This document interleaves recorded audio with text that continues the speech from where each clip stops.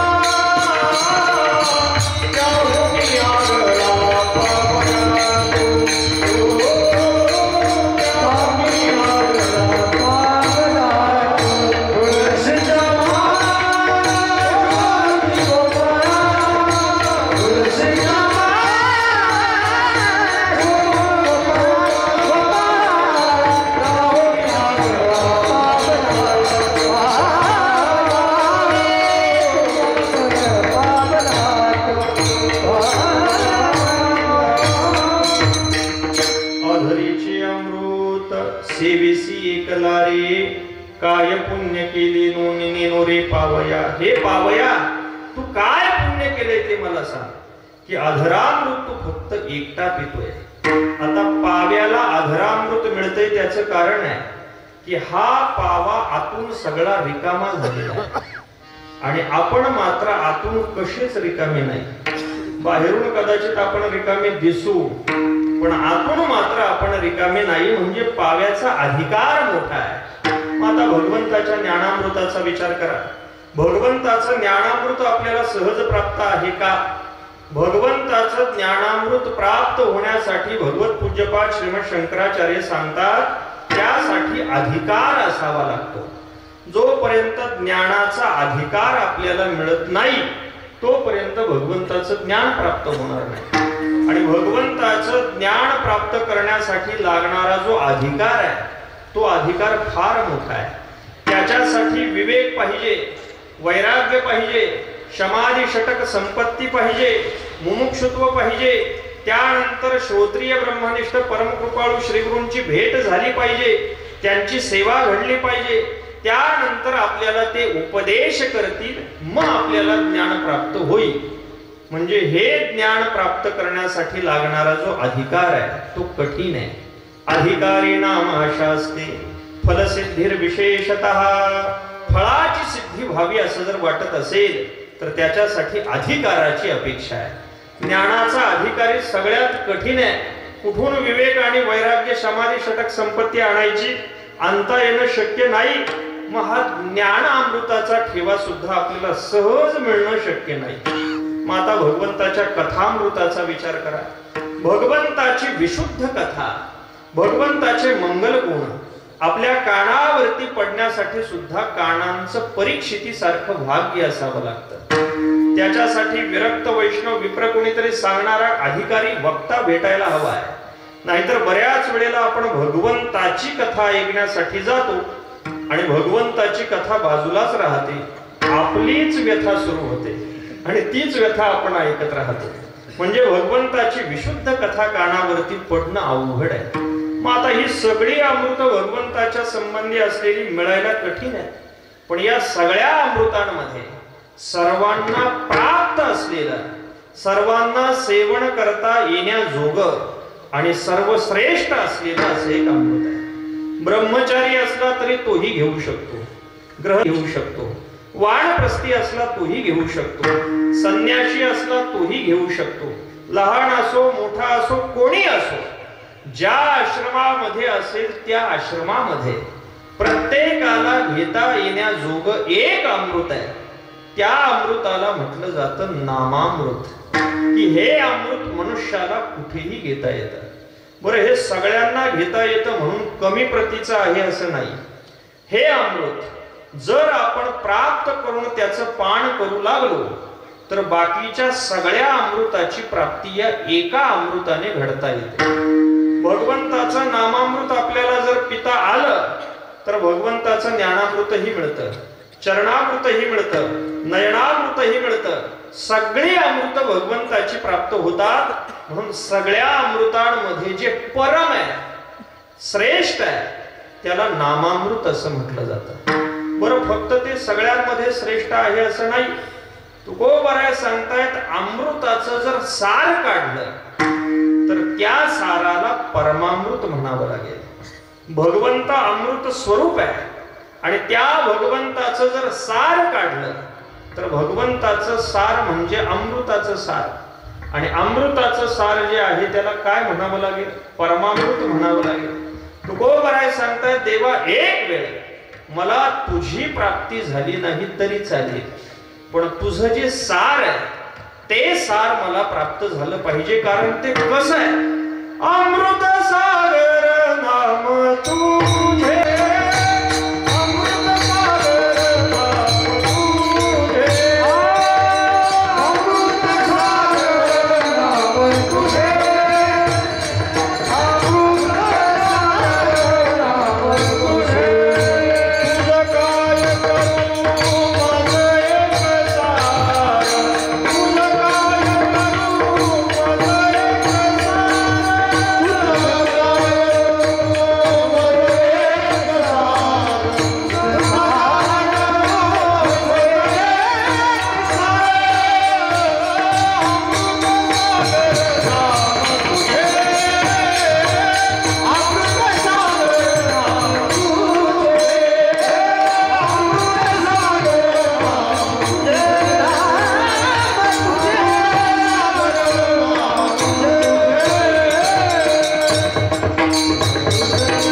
तुझं काय करू माझं एक सार, तुझं काय करू माझं एक आणि तुझं सार म्हणजे अमृत सागर नाम तुझे. तुझं नाम अमृताचा सागर आहे, ते तुझं सार आहे. म्हणून परमामृत हा शब्द जो तुकोबाराय वापरतायत तो बाकी दुसऱ्या तिसऱ्या अमृतांसाठी वापरत नाहीत, नामामृतासाठी वापरत आहेत. म्हणून भगवंताचं जे नाम आहे ते नाम आहे परमामृत. मग असं परमामृत जो कोणी पितो त्या परमामृताचा परिणाम त्याच्यावरती काय होतो, तो पहिला परिणाम तुकोबरा अभंगाच्या पहिल्या चरणात सांगतो. परमामृत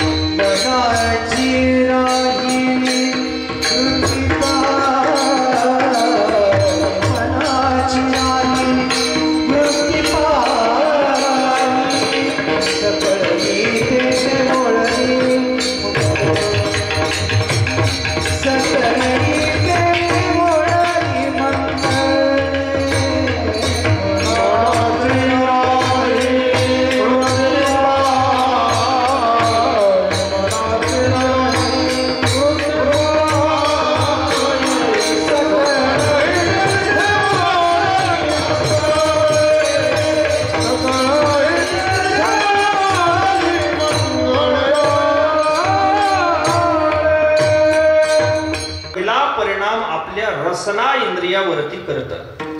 आपल्या तोंडामध्ये जी जीभ आहे त्या जिभेच्या अग्रभागावरती हे रसना इंद्रिय राहतं. आता इतर इंद्रिय आणि रसना इंद्रिय याच्यामध्ये थोडंसं अंतर आहे. बाकीची इंद्रिय जर जिंकायची झाली तर त्या इंद्रियांसाठी असलेला नियम असा आहे की त्या इंद्रियांना विषय देऊ नका. विषय त्या इंद्रियांना देणं आपण बंद केलं की ती इंद्रिय जिंकता येतात. डोळे आपल्याला जिंकायचे, डोळ्यांना रूपाचा विषय देऊ नका. डोळ्यांना जर आपण पट्टी बांधली तरी सुद्धा आपला व्यवहार चालू शकेल, आपले प्राण जाणार नाहीत. म्हणजे डोळ्यांपासून रूप हा विषय तोडला तरी सुद्धा आपल्याला काही अडचण येणार नाही. कान आपल्याला आवरायचे, कानाला शब्द विषय देऊ नका. कानावरती पट्टी बांधली, कानात डोळे घातले, काहीच ऐकलं नाही तरीही आपला व्यवहार चालणार आहे. त्वचेला स्पर्श दिला नाही तरीही आपला व्यवहार होणार आहे. नाकाला गंध दिला नाही तरीही आपला व्यवहार होणार आहे. पण रसना इंद्रिय जिंकायचंय म्हणून जर आपण तोंडाला पट्टी बांधली तर भूक लागल्यानंतर करायचं काय? भूक लागल्यानंतर पट्टी काढावी लागणार आणि काहीही आपण जरी खाल्लं तरी त्याचा रस मात्र त्या रसना इंद्रियाला मिळणार. एरा इंद्रिया विषय तुटे. ज्ञानोबराय सांगतायत इतर इंद्रियांपासून विषय तोडता येईल तैसा नियम नये रस हटे. तो नियम रसना इंद्रियासाठी लावता येणार नाही. जे जीवन हे न घटे येणे विन. ज्ञानोबराय सांगतायत त्याच्याशिवाय आपण जगूच शकत नाही. जगण्यासाठी खावं लागेल आणि खायचं म्हटलं की त्याचा संबंध जिभेशी येणार. जिभेला रस प्राप्त होणार. कच्चं खा, उकडून खा, फक्त फळं खा, काही खा, पण त्याचा काहीतरी स्वाद आहे, त्याची काहीतरी चव आहे. आणि ती चव रसना इंद्रियाला मिळाली की हे रसना इंद्रिय टवटवीत होणार, जिंकलं जाणार नाही. मग आता हे रसना इंद्रिय जिंकायचं कसं? भगवंताचं जे नामामृत आहे ते सामान्य विषयांना हात घालत नाही, ते महत्वाच्या विषयांना हात घालतं. कोणी असं म्हणेल महाराज बाकीची इंद्रिय जिंकली आणि हे रसना इंद्रिय नाही जिंकलं तर काय बिघडणार आहे? ज्ञानोबराय सांगतात काय बिघडणार आहे. जसं एखाद्या शेतकऱ्याने एखादं झाड मारण्यासाठी वरची पानं त्याची तोडली, खुडली आणि खालून पाटाचं पाणी त्याला देणं चालू ठेवलं तर ते झाड मरणार आहे का? ते मरणार नाही. जैसी वरवरी पालवी खुडीजे आणि मुळी उदक घालीजे. मुळामध्ये जर त्याला उदक आपण देत राहिलो तर होईल काय? ते झाड असं रुंद होईल आणि रुंद झाल्यानंतर सारखे त्याला शेंडे फुटत राहतील, म्हणजे ते मरणार नाही. ते जैसे आडवेनी अंगे फाके तैसा मानसी विषय पोखे रसने द्वारे, त्याप्रमाणे रसना इंद्रियाच्या द्वारे मनामध्ये विषय वाढत राहतील, विषय आपल्यापासून सुटू शकत नाहीत. मग जर बाकीची इंद्रिय जिंकली नाही आणि फक्त रसना जिंकली तर मग रसना ज्याने जिंकली त्याला बाकी काहीच जिंकायचं शिल्लक राहिलं नाही. श्रीमद भागवतामधलं प्रसिद्ध वचन आहे, जितम रसना जितम, ज्याने रसना जिंकली, जितम सर्वम जिते रसे, रसना जिंकली बाकी सगळं आपोआप जिंकलं जातं. पण मग आता हे रसना इंद्रिय जिंकायचं कसं? कारण याला तर काहीतरी आपल्याला खाऊ घालायचं म्हटलं की त्याचा संबंध येणार, हे जिंकलं जाणार नाही. हे रसना इंद्रिय जिंकण्यासाठी असलेलं प्रभावी साधन म्हणजे भगवंताचं नामचिंतन आहे. बाकीच्या गोष्टी काहीही न करता आपण जर सारखं आपल्या मुखाने भगवंताचं नामचिंतन करू लागलो तर त्याचा परिणाम रसना इंद्रियावरती असा होणार की हे रसना इंद्रिय जिंकलं जाणार. कसं जिंकलं जाणार? तर या रसना इंद्रियावरती भगवंताच्या या परमामृताचे 5 प्रकारचे परिणाम होतात. पहिला परिणाम होणार, रसना इंद्रिय निवणार. दुसरा परिणाम होणार, रसना इंद्रिय रंगणार. तिसरा परिणाम होणार, रसना इंद्रिय गोडावणार. चौथा परिणाम होणार, रसना इंद्रिय लांचावणार. आणि 5वा परिणाम होणार, रसना इंद्रिय ओलावणार. रसना इंद्रिय ओल होणे म्हणजे भगवंताच्या शुद्ध नामरसाची प्राप्ती होणे. तुकोबराय सांगतायत, परमामृती रसना ओलावली. रसना ओली झाली. ओली झाली म्हणजे आता रसना ओली नाही का? ओलीच आहे, पण ती संसाराच्या रसाने ओली आहे. ती परमार्थाच्या परमामृताच्या रसाने ओली नाही. आपलं हे रसना इंद्रिय विटाळलेलं आहे. नाही ते खाऊन, नाही ते बोलून, नको त्याची नको तितकी निंदा करून हे रसना इंद्रिय विटाळून गेलंय. संसाराचा ताप त्याला चढलाय आणि ज्याला ताप चढलेला असतो त्याला चांगला पदार्थ सुद्धा गोड लागत नाही. एखाद्याला जर ताप आला, ज्ञानोबराय सांगताय, ज्वरे विटाळले मुख तरी ते दुधाते म्हणे कडू विख.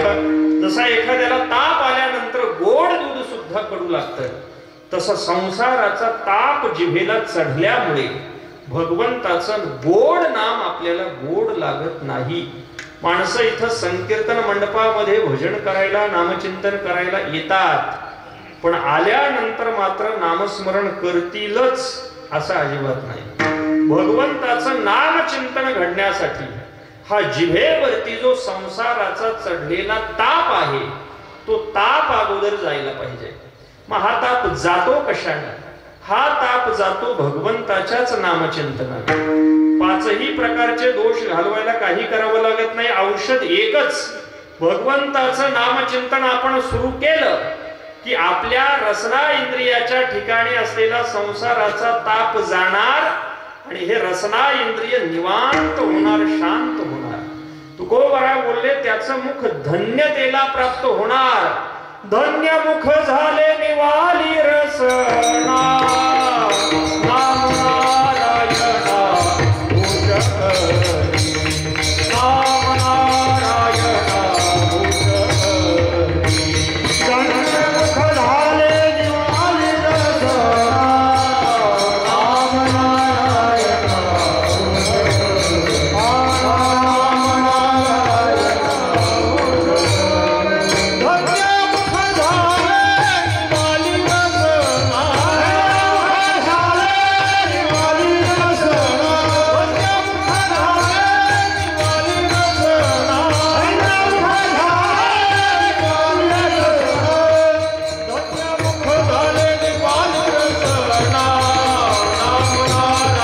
भूत हरी.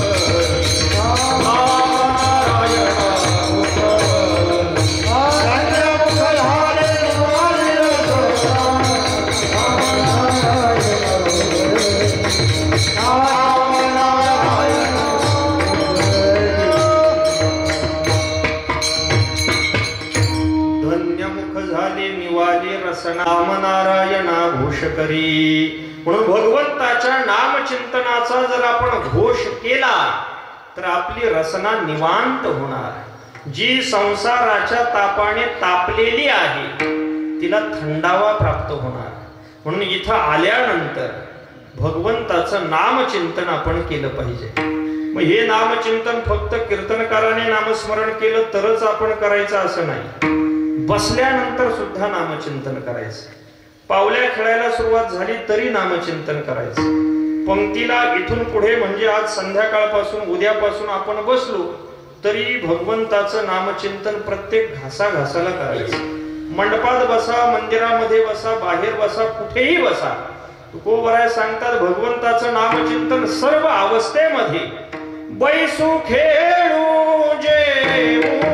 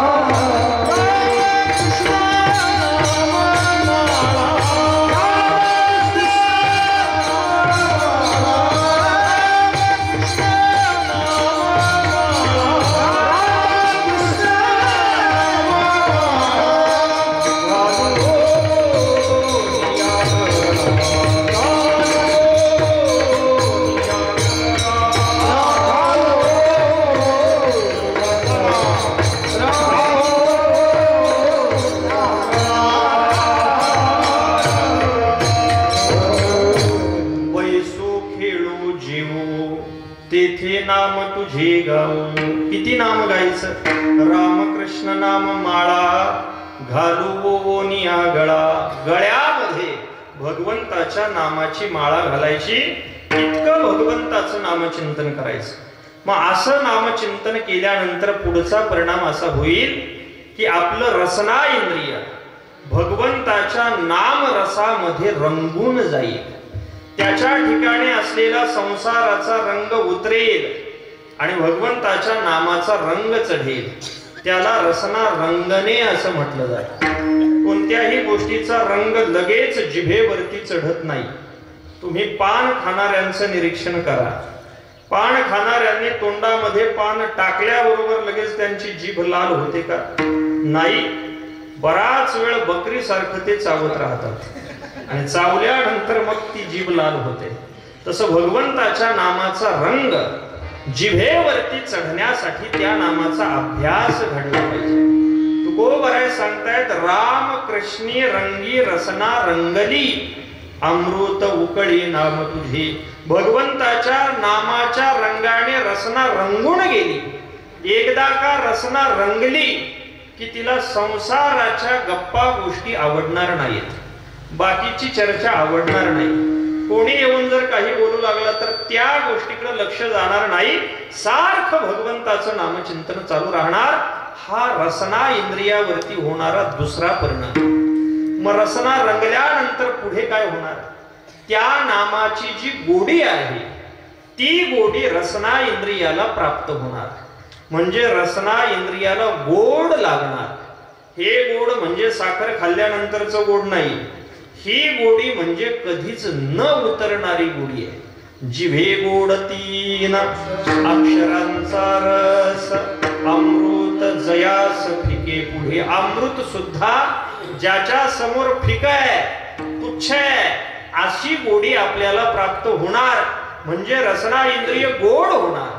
त्याला गोडी मिळणार हा तिसरा परिणाम. आणि एकदा का रसना इंद्रियाला ही अपूर्व अलौकिक अद्भुत नामाची गोडी मिळाली की हे रसना इंद्रिय मग बाकीच्या गोडीकडे धावणार नाही. त्याला तीच गोडी पुन्हा अपेक्षित राहणार. मग हे रसना इंद्रिय त्या गोडीसाठी असं लांचावत. लांचावले मन लागलीसे गोडी ते जीवेन सोडी ऐसे झाली. जीव जाईल पण तो भगवंताचं नामचिंतन सोडणार नाही. एवढी त्याची वाचा लांचावेल भगवंताच्या नामचिंतनासाठी.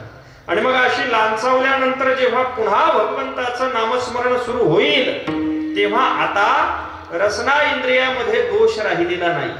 रसना इंद्रिय शुद्ध झालेलं आहे, नाम रसाची प्राप्ती अगोदर झालेली आहे. आणि आता पुन्हा जेव्हा भगवंताच्या नामरसाची प्राप्ती होईल ती नामरसाची प्राप्ती शुद्ध नामरसाची प्राप्ती आहे. त्यामधून होणारा आनंद अद्भुत आहे. आणि त्या शुद्ध रसामध्ये तुकोबराय सांगतायत त्याची रसना ओलावली. शुद्ध रसे ओलावली,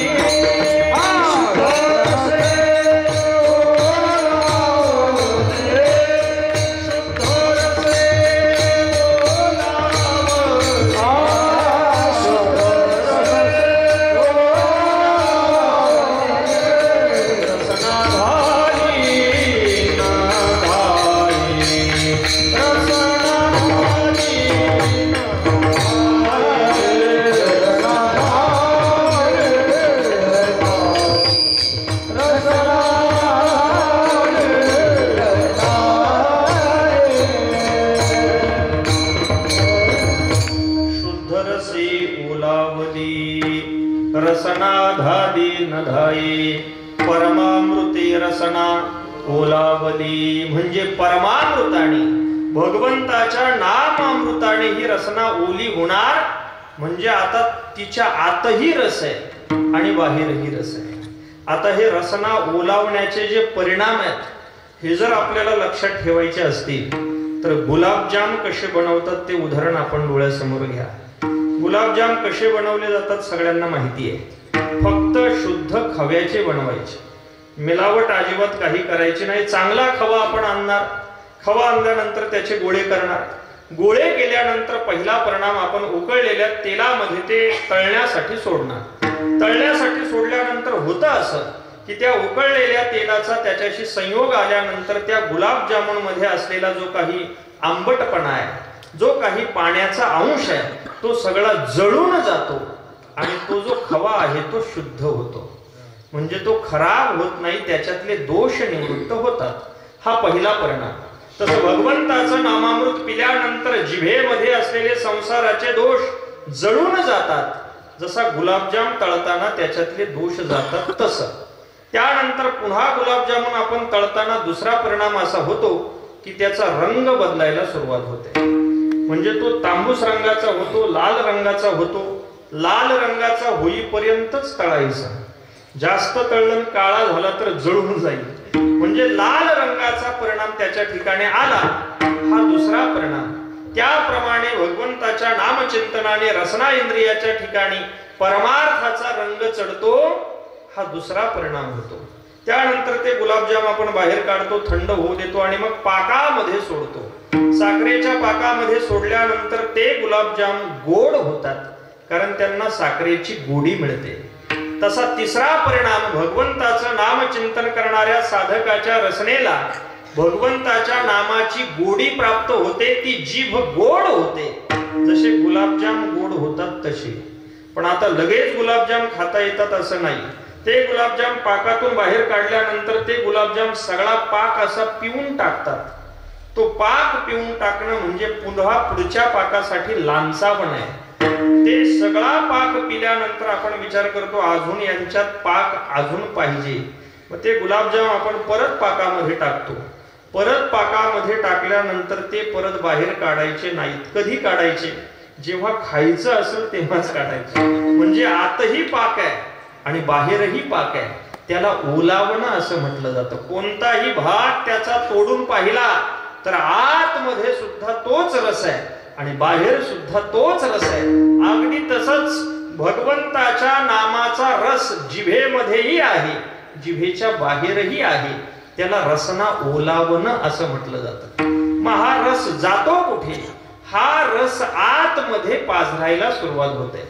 मग हा आत पाझरत असताना आतमध्ये असलेलं इंद्रिय आहे मन. आणि त्या मनावरती हा जेव्हा पाझरू लागतो तेव्हा हे चंचल असलेलं मन सुद्धा स्थिर व्हायला सुरुवात होते. मग आतलं इंद्रिय जिंकायला सुरुवात होते. मग हे मन जिंकण्यासाठी बाकीच्या किती खटाटोपी आपण करा पण ते जिंकलं जात नाही. भगवंताचं नामचिंतन आपण एकदा का सुरू केलं आणि मनाला भगवंताच्या नामरसाची प्राप्ती एकदा का झाली की मन शांत स्थिर व्हायला सुरुवात होते. मग ते मन संसाराकडे न जाता मनाची राहिली वृत्ती पायी ते मन भगवंताच्या चरणाशी स्थिरावत. तुकोबरा बोलतायत नाम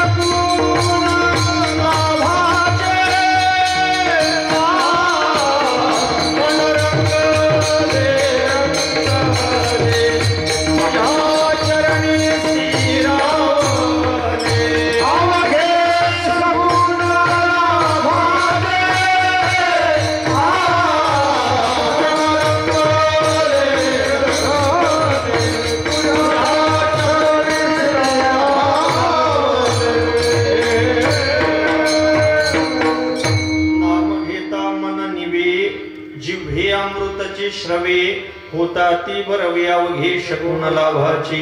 मन रंगले रंगले तुझ्या चरणी स्थिरावले केलिया विठ्ठले ऐसे कृपा जाणावी. भगवंताच्या चरणाच्या ठिकाणी मन रमत म्हणजे मन सुद्धा जिंकलं जातं. दुसरा परिणाम मग आता भगवंताच्या परमामृताचे परिणाम झाले का? नाही. जो भगवंताचं हे नामामृत पितोय त्याची रसना जिंकली गेली, त्याचं मन जिंकलं गेलं आणि आता तो जिथे बसलेला आहे त्या ठिकाणी असलेला सगळा भाग जिंकायला सुरुवात होते. असं भगवंताचं नामामृत पिणारा भक्त जिथे बसलाय त्या सगळ्या दिशा पवित्र होतात. त्या ठिकाणी जो जो कोणी त्याच्याकडे येईल त्याला सगळे शुभ फल प्राप्त व्हायला सुरुवात होते. जसं समुद्रावरती ढग जमा झाले की ते ढग वाऱ्याने वाहून येतात, डोंगराला अडतात आणि त्या डोंगरावरती जोराचा पाऊस सुरू होतो. पण डोंगरावरती पडणाऱ्या पावसाचा उपयोग सगळ्या जगाला होतो. तसं भगवंताचं नामचिंतन करणारा साधक ज्या ठिकाणी बसलेला आहे त्या ठिकाणी सगळे पुण्याचे, सगळे कैवल्याचे, मोक्षाचे, मुक्तीचे, मंगलाचे ढग जमा होतात आणि ते ढग आनंदाचा वर्षाव करायला सुरुवात करतात. अभंगाच्या दुसऱ्या चरणात सकळ तेथे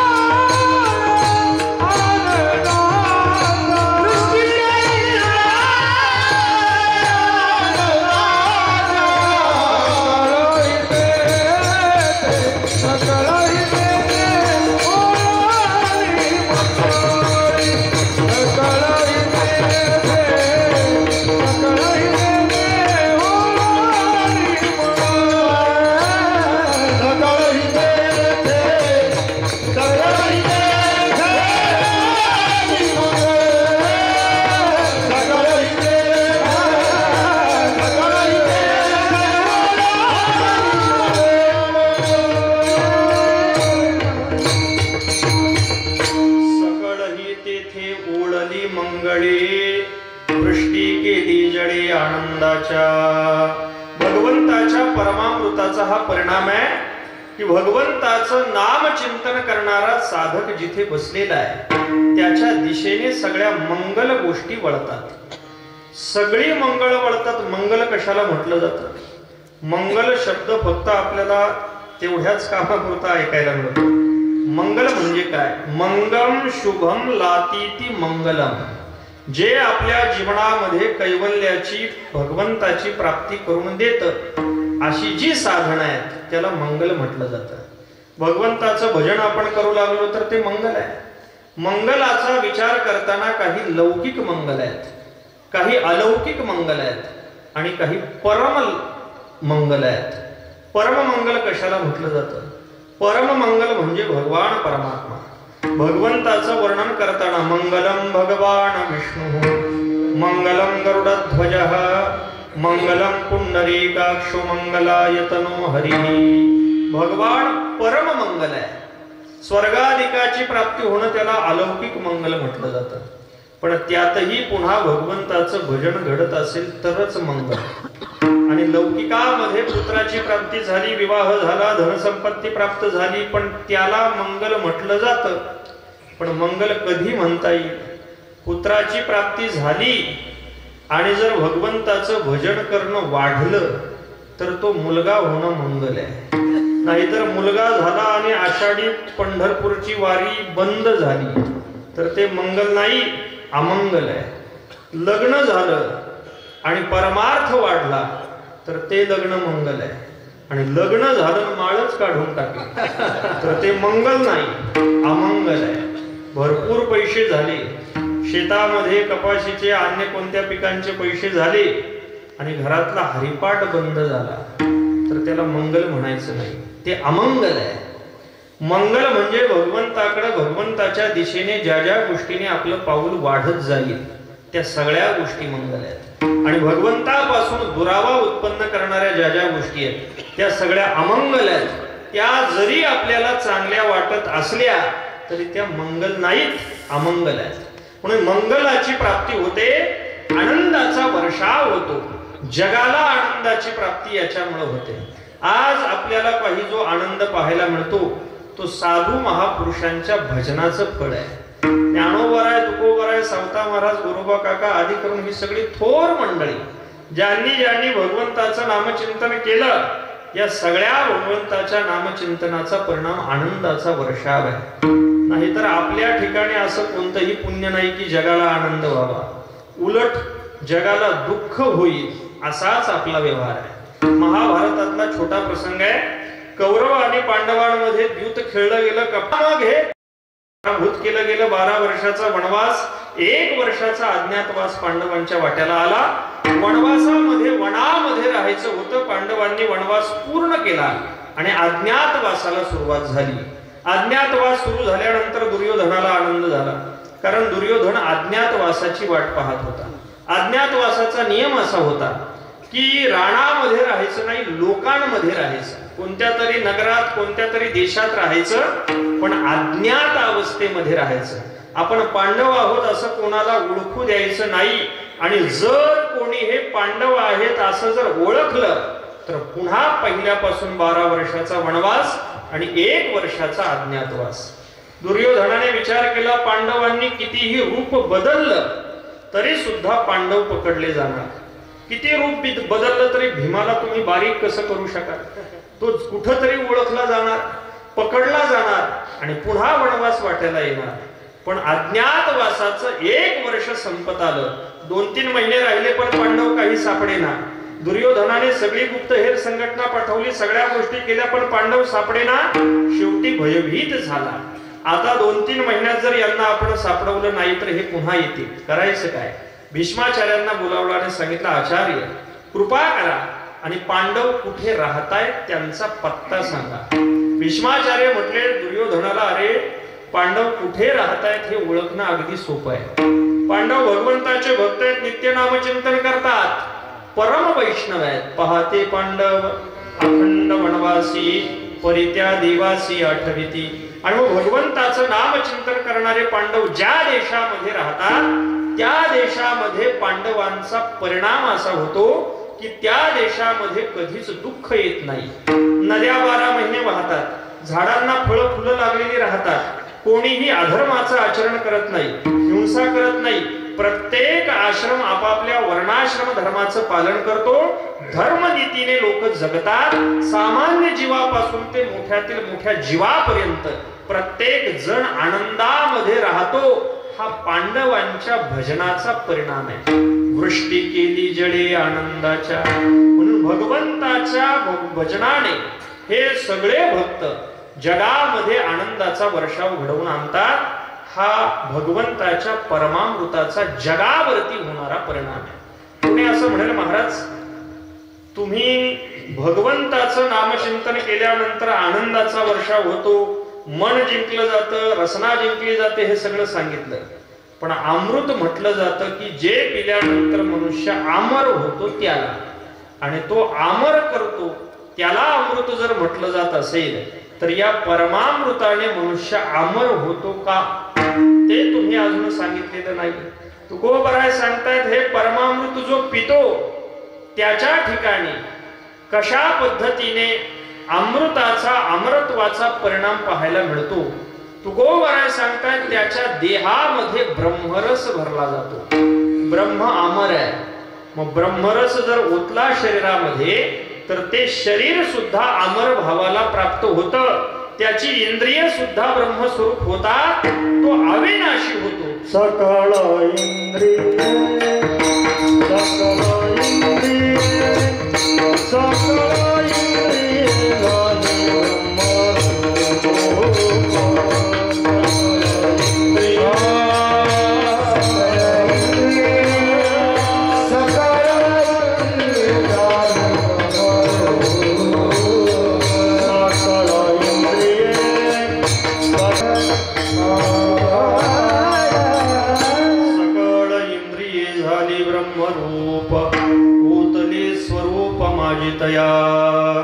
भगवंताच्या परमामृताचा परिणाम ही काया अमर भावाला प्राप्त होते.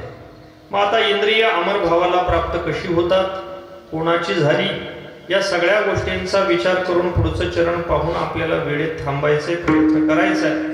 पण तत्पूर्वी एकदा भगवंताचं भजन करा. विठोबा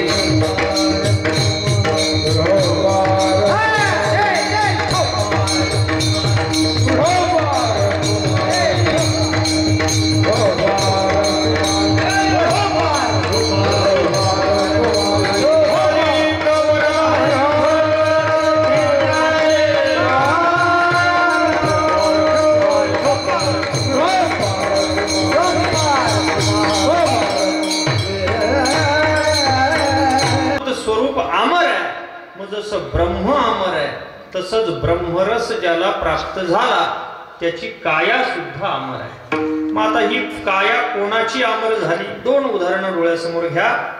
पहिलं उदाहरण, भगवंताचं नित्य नामचिंतन करणारे प्रल्हादजी. प्रल्हाद भगवंताचं नित्य नामस्मरण करतायत. हिरण्यकश्यपूला पटेना. हिरण्यकश्यपूने प्रल्हादाला मारण्याची आज्ञा दिली आणि प्रल्हादांना मारण्यासाठी सगळं सैन्य हातामध्ये तीक्ष्ण हत्यार घेऊन प्रल्हादांच्या देहावरती ती चालवतायत. पण प्रल्हादांच्या देहाला काहीच झालं नाही, कारण देह अमर झालेला आहे. उकळत्या तेलामध्ये टाकलं, उंच कड्यावरून फेकलं, हत्तीच्या पायी तुडवलं, प्रत्या उत्पन्न करून पाठीमागे सोडली, काळ्या कोठडीमध्ये सोडलं, विष पाजलं, अनेक प्रयोग झाले. पण ही काया मात्र नष्ट होऊ शकली नाही. नामचिंतनाचा परिणाम. दुसरं उदाहरण, जगद्गुरु श्रीमंत श्री तुकोबराय नित्य भगवंताचं नामचिंतन करतायत. परिणाम असा झाला, ब्रह्मीभूत काया होतसे कीर्तनी भाग्य तरी ऋणी देवाईसा. तुकोबरायांची काया दिव्य झाली, ब्रह्मस्वरूप झाली, म्हणून ती काया काळाच्या तावडीमध्ये गेली नाही. सदेह तुकोबराय वैकुंठाला गेले. प्रयाण काळी देवे विमान पाठविले, कळीच्या काळा माझी अद्भुत वर्तविले. मानव देह घेऊन निजधामा गेले, निळा म्हणे सकळ संता तोषविले. भगवंताचं नामचिंतन नश्वर कायेला सुद्धा अमर करून देत, म्हणून त्याला परमामृत असं म्हटलं जातं.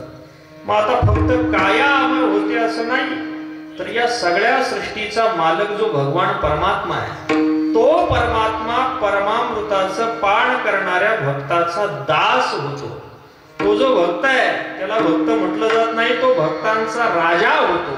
हे समस्त ही श्री वासुदेव ऐसा प्रतिती रसाचा ओतला भाऊ. तो भक्ता माझी रावो ज्ञानिया तुझी. तो भक्तांचा राजा होतो, आणि राजा झाल्यानंतर त्याची चाकरी करायला कोण येत आहे? या ब्रह्मांडाचा मालक भगवान परमात्मा साक्षात नामधारकाच्या घरी येऊन नांदतो, त्याची सेवा करतो. नांदतो म्हणजे त्याच्या आज्ञेमध्ये राहतो. जसं श्रीखंड्याच्या रूपाने भगवान परमात्मा 36 वर्ष नाथ महाराजांच्या घरी सगळी कामं करतायत. ज्या भगवंताच्या चरणापासून गंगा प्रगट झाली ते भगवान गोदावरीचं पाणी कावडीने वाहतायत. ज्या भगवंताच्या तेजाने चंद्र सूर्य प्रकाशित होत आहेत ते भगवान नाथ महाराजांच्या घरी दिवे लावतायत, नाथांची आज्ञा पालन करतायत. तुकोबराय सांगतायत भगवंताचं नामचिंतन करणारा भक्त जिथे आहे तिथेच भगवान परमात्मा राहतो. हा भगवान परमात्म्याचा कायमचा फिक्स निश्चित पत्ता आहे. म्हणून देव जर शोधायचा असेल तर बाकीकडे कुठे शोधू नका. हरे सदा वसे तत्र यत्र भागवता जनाः गायन्ति भक्ती भावेन हरिर्नामैव केवलम. जिथे भगवंताचा नामघोष चालू आहे तो मी वैकुंठी नसे, एक वेळ भानुबिंबी न दिसे. वरी योग्यांची मानसे उमरडोनी जाय, परी तयापासी पांडवा मी हरपला दिवसावा. जेथ नाम घोष बरवा करते ते माझे. म्हणून भगवान परमात्मा तिथेच येऊन राहतो. वसे तेथे देव सदा सर्व काळ करते निर्मळ नामघोष. भगवंताचा नामघोष केल्यानंतर भगवान परमात्मा येऊन तिथे उभा राहतो, त्या नामधारकाची सेवा करतो. म्हणून भगवंताला आपल्या ताब्यात करून घेणारं हे साधन आहे की ज्या साधनाचा आरंभ आजपासून आपण करतोय. म्हणून ही संकीर्तनाची साधना, भगवंताच्या नामचिंतनाची साधना, या नामचिंतनाच्या साधनेने आपली सगळी इंद्रिय तर जिंकली जातील, जगाला आनंद प्राप्त होईल, आपल्याला ब्रह्मस्वरूपाची प्राप्ती होऊन भगवान परमात्मा आपल्याला प्रत्यक्ष भेट देण्यासाठी कायमचा येईल, आपल्यापासून दूर जाणार नाही. असं शाश्वत साधन, नामचिंतनाचं साधन संतांनी आपल्या हातामध्ये दिलं, आणि तोच संकीर्तनाचा उत्सव आपण या ठिकाणी सुरू करत आहोत. भगवान परमात्म्याच्या कृपेने आपल्याकडून आपला क्षण आणि क्षण भगवंताच्या नामचिंतनामध्ये जावा, आणि त्याची सवय आपल्या जिव्हेला सर्व इंद्रियांना लागावी अशी प्रार्थना करू. ही सेवा या ठिकाणी भगवंताच्या चरणी समर्पित करू. शेवटच्या चरणाचा अर्थ सांगून झालाय, पण सर्व झाल्यानंतर, शेवटची चाल झाल्यानंतर, सूचना झाल्यानंतर मग आपण उठात किंबहुना तुमचे केले धर्मकीर्तन हे सिद्धी गेले, येथ माझे जेवरले पायी. पण एक सूचना फक्त आपल्याला जाता जाता द्यायची. सूचना आपल्याला माहिती आहे, आपण सर्व जाणकार आहात. अलीकडच्या काळात देहू क्षेत्रामध्ये जे कार्य घडतंय, प्रातस्मरणीय गुरुरे पांडुरंग महाराज गुले यांच्या अथक परिश्रमातून तुकोबारायांची वचनं दगडावरती कोरली गेली. विश्वप्रसिद्ध गाथा मंदिर उभं राहिलं.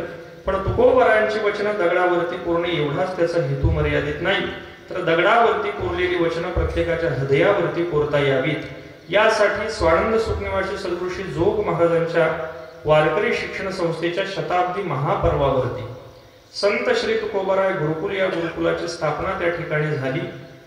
नियमित रूपाने 5 वर्षाचा अभ्यासक्रम आणि ऐच्छिक रूपाने 7 वर्षाचा त्या ठिकाणी अभ्यासक्रम आहे.